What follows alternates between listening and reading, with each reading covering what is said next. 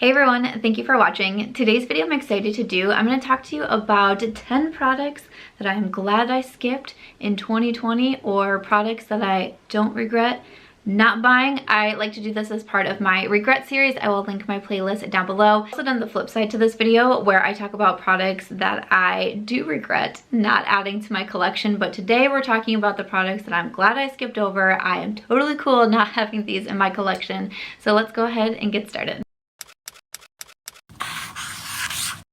I also want to welcome you to the year we are going to call 2021. This is my first video of the new year and very excited about that. Wishing you a happy, healthy, safe, fantastic, brilliant, better than 2020.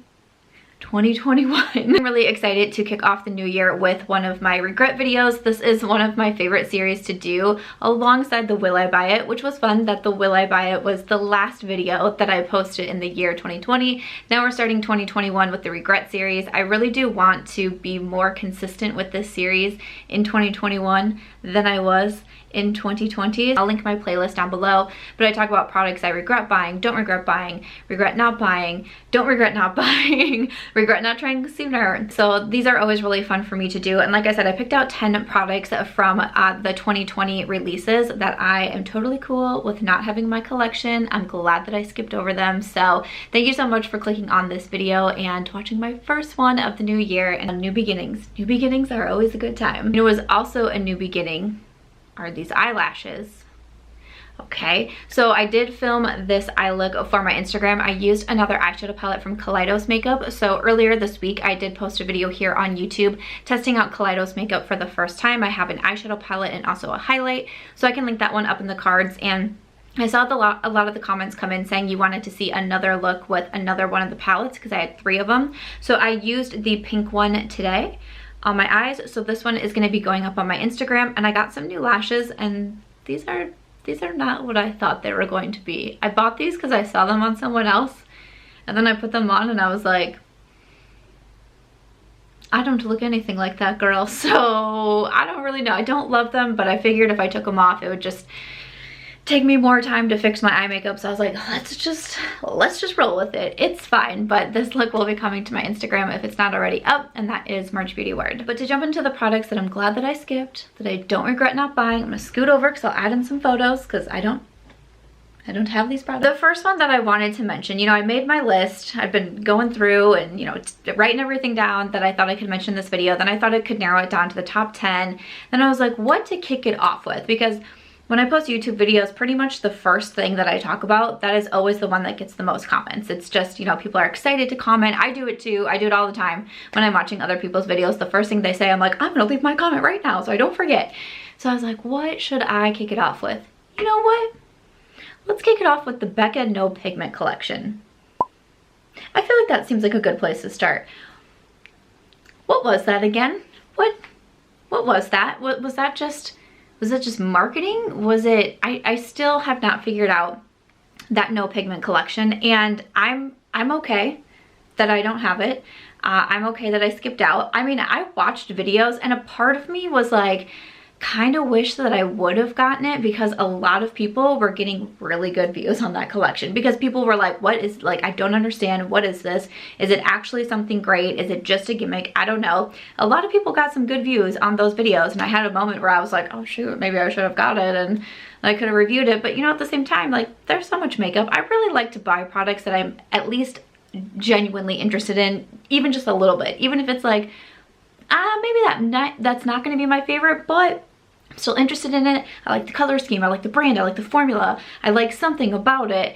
In that collection I was just like, no. And I'm still okay with passing over that one. I am also okay that I did not purchase the Pat McGrath holiday palette, the Celestial Divinity. So that was the one that was $78, and a lot of people were thrown off by the price. I think the price, like when I was filming my Will I Buy It video, which is my new makeup releases series that I post every single Wednesday if you're new to my channel. Hey, 2021 is gonna be a fun year. Subscribe, stick around. a good time here. When I was filming that video, I think the price came out and I was like, it's $78. I was like, I don't know, this might not be right. That doesn't seem right. I don't know if that's correct, because I was expecting it to be, you know, over $100 for sure, because Pat McGrath is really pricey. But honestly, like I've watched the reviews, I've seen the looks with it, and I don't feel like people are really all that mind blown. And for Pat McGrath prices, I really do want to be mind blown for her more expensive products. Like I have one of her mini palettes that was in the 20s, and honestly, that palette kind of does blow my mind. The shimmers, the metallics in there are wild and crazy to me. But to do something a little bit more expensive like that, it was a bigger palette. I was like, you know, I just don't know if I'm gonna get a lot of use out of it. And that's one that I'm like, you know what, it's good. It's good. I'm good. I'm fine. Another one of my girlfriends that, you know, I really like Natasha's makeup. I really like Natasha's eyeshadow formula. I really like the wine that Natasha brings to girls' night. She always brings some really good wine. That's a joke if you're new here. I'm just kidding. When she came out with the Triochrome, which was a part of holiday 2020, I pretty much immediately was like, I'm not gonna be getting this one. It's more expensive, it's bigger, just some of the shades inside, I don't think I'm gonna be getting as much use out of it. And as of right now, again, I feel pretty good. I don't miss it too much in my collection, but I did have to wonder, is this going to be one that like 6-7 months later I'm starting to regret? Because that's what happened with the Metropolis palette. Like I skipped over the Metropolis palette for holiday 2019 and I was like, I'm fine, I'm good, I'm great. And I believe I mentioned it in my first makeup I don't regret not buying video of last year. I was like, it's fine, I'm cool that I didn't purchase the Metropolis. And then at the end of the year, I put it in my video of makeup that I do regret not buying, because I still hear people hyping up that palette and talking about it so much and loving on it and doing these looks, and I was like, dang it, that is one that I completely changed my mind on, which was kind of funny to me. So I'm like, I wonder if this is going to be another one like that. But even right now, I still don't feel like that one is getting the kind of hype that the Metropolis was getting last year around the release. So I don't know, I'm good right now. This is kind of a random one, but Sephora came out with an advent calendar for holiday, and I just have a thing with advent calendars. I think that they're really fun. If they include like wine or food or cheese or chocolate, I'm even more excited. But makeup ones are fun too. Makeup and beauty and skincare, those are fun too. Just something about like the actual act of like opening something every day, that seems like a lot of fun to me. So Sephora came out with one, and it's Sephora. I enjoy Sephora. I enjoy the brands at Sephora. So when it came out, I kind of like cut my eyes a little bit to it, like, And in the end, I was like, you probably don't need it. Like, you probably have the products that are inside. And this got terrible reviews. My friend Ashley Clady, who is like the sweetest, nicest person, was like roasting it in her video that she did. And I was like, oh, I am glad that I did not buy that, because, oh, did any of you buy that? Because that did not look great. I also wrote down the Makeup by Mario line. So I did purchase a brush set that Makeup by Mario released, but as for the actual makeup products, I didn't purchase anything, and I was thinking about it, and then he came out with some more products for holiday, and it was such a big deal, Makeup by Mario going into Sephora and creating his own line. Such a big deal. It had so much hype around it. Like, I can't even imagine what it would have been like in a regular year. Like, I'm sure they probably had so much planned, and parties and like signings at Sephora and all this stuff that couldn't happen. Like, it got a ton of attention and a lot of press, and a lot of people were excited about it. And not to take anything away from Makeup by Mario, because I do think he's extremely talented, and I think the products that he came out with did look very interesting, but I really did feel like it was kind of geared towards makeup artists, which makes sense. But just the different products that there were, and like how to use them, and it's not my style, and it's not how I normally do my makeup. I'm also not a makeup artist, so I'm not thinking about stuff like for my kids and everything. And I feel like a lot of the reviews that I've seen have just kind of been like a little bit so-so, and I don't see people reaching for his products all that much. So I'm glad that I decided to skip over. But of course, yeah, I mean, I'm sure he's going to keep releasing products, and maybe something will catch my attention. But from what has been released so far, I'm cool that I skipped over them. I also wrote down the Makeup Revolution and their Friends collaboration that they came out with, because I'm not the biggest fan of Makeup Revolution products. I've bought a lot from them and tried a lot from them, and I've pretty much, I think, decluttered everything from them. But every once in a while, they'll come out with something that I'm like, And I love Friends. I love Friends. I could watch Friends every single day. I mean, I know the lines of so many episodes. You could turn on an episode and I could see like a 3-second clip and I could tell you which episode it is. Like, I love Friends. I came out with this collaboration. I was like, oh, like, should I get something? Should I get a palette? Should I get a lip shade? Should I get something? Because the packaging was very cute on it. The names of the products that they chose, everything was very fun and very Friends. I decided to skip over it because I was like, you know, I don't want to buy something like just for the packaging, and what if I don't like the quality? And honestly, like, I saw quite a few people pick stuff up from it, which I completely understand. And once again, from the reviews that I've seen, and again, we probably watch different people. You know, I don't watch absolutely everybody on this platform, but from who I was watching, no one seemed like utterly blown away. I mean, there's people that liked it and that gave it good reviews, but nothing that I was like, oh man, I really regret not picking that one up, you know? So I'm glad I skipped on that one. A couple different palettes that I had written down. One was the Huda Beauty pastel palettes that she released. I believe there was like, was there 3 in the collection that she released? And I thought about them because pretty much anytime Huda Beauty comes out with these smaller 9-pan palettes, I think about them because I had such a good experience with her first launch with her Obsessions palette, with the Smoky Obsessions and the Warm Brown Obsessions and the Mauve Obsessions. I was buying all of them and I loved them so much. So whenever she releases new Obsessions palettes, I'm like, do I need that? Definitely thought about the pastel ones, but in the end, I'm glad that I skipped over them because I'm just not really a pastel type of person. Some of the palettes that I have, like from Colourpop when they came out with their pastel tie-dye collection, I really don't enjoy those. I've had pastel palettes in the past, like I remember the Lorac, like Take Me to Brunch palette, and I wanted to love it so much.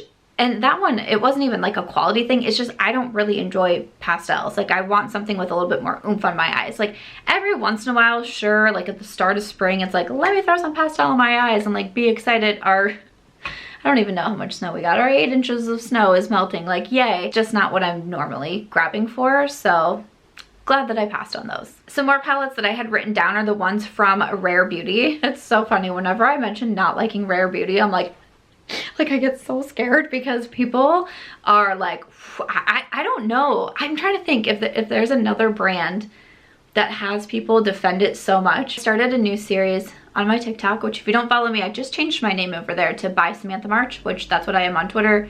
Probably should have done that in the first place, but for some reason I just wanted Samantha March to be first. But I'm By Samantha March on TikTok, and I started doing this new series. Trying to explain this on YouTube is kind of a hard thing, but it's a song where it says, I love you, I hate you, I miss you, and then some other words that are kind of bad. And I pop up something, and I've been doing it by categories. Today I actually just finished filming one for Colourpop. I was requested to do Colourpop palettes. So I show a palette that I hate, I love, I miss, you know, it's like out of stock or limited edition or something like that. And then 2 that I really, really, really, really dislike. And I mentioned a couple of Rare Beauty products, and those under like the I hate you or like, you know, and the comments of people, like people telling me, what has Selena Gomez done to me? I'm like, Selena Gomez has done nothing to me. It's not that I think Rare Beauty is even bad quality. I just don't think the brand is for me and for my personal makeup preferences. That's it. And just the releases that have been launched so far, they're just not me. I don't really use a lot of cream or liquid products. The highlight doesn't have enough pow for me. Like, the concealer isn't full coverage enough for me. Like, it's not that deep. They're not bad products. Oh my gosh, the comments are insane about Rare Beauty. So I always get a little bit nervous when I bring them up. But the eyeshadow palettes that they released towards holiday time. I mean, holiday time starts in like July, so I'm like, when was that again? But the palettes, you know, I felt like the packaging looked really fun on them, but the inside I was like, I don't really know if I need those shades. And those, to me, I feel like did not get the best reviews. Some people, of course, some people I saw, you know, thought they were pretty good, or I see them pulled out every once in a while. But for the most part, and for those who I watch that I have really similar styles to or makeup preferences to, or we like the same eyeshadow formula or eyeshadow palettes, those are the ones that didn't give them the best reviews. So I'm like, I don't think I would have liked them, and then I would have had to make another YouTube video saying I didn't like a Rare Beauty product and probably just be canceled. Let's be serious. Ooh, I got Natasha twice on my list. She might not be bringing me chocolates to next girls' night, but you know what I don't regret not buying? Is the mini Zendo palette. I really don't. Like, I thought about it because I love Natasha's mini palettes. I've been raving about them forever and ever. And when a new one comes out, I almost always get excited for it. But it was like something about the mini retro when that came out, and I bought it right away, and I was like, I don't know.